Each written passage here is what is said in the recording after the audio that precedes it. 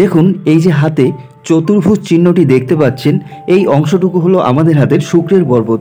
যদি শুক্রের পর্বতে এরকম একটি চতুর্ভুজ চিহ্ন থাকে তাহলে সেই ব্যক্তি কেমন হতে পারে এবং সেই ব্যক্তির জীবনে কি ঘটতে পারে সে সম্পর্কে আপনাদের জানাচ্ছি। দেখুন এরকম ধরনের যদি একটি চতুর্ভুজ শুক্রের পর্বত বা ক্ষেত্র বা মাউন্টে থাকে তাহলে সেই ব্যক্তি কিন্তু বৈরাগী প্রকৃতির হয়ে থাকে, অর্থাৎ সেরকম ধরনের ব্যক্তিরা কিন্তু সংসার ত্যাগী প্রকৃতির হয়ে থাকেন।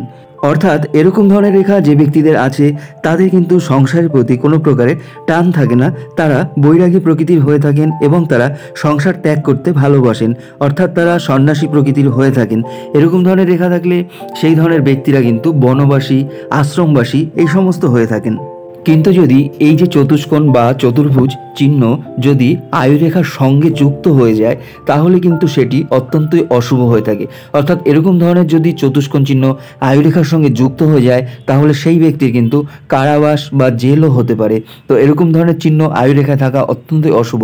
কিন্তু যদি এরকম ধরনের চতুর্ভুজ চিহ্ন আয়ুরেখার সঙ্গে না মিশে কিছুটা পৃথক থাকে তাহলে সেই ব্যক্তির মধ্যে পূর্বে যে সমস্ত আলোচনা করা হয়েছে সেগুলো অবশ্যই লক্ষ্য করা যাবে। তো বন্ধুরা, আজকের এই সংক্ষিপ্ত ভিডিওটি এখানেই শেষ করছি।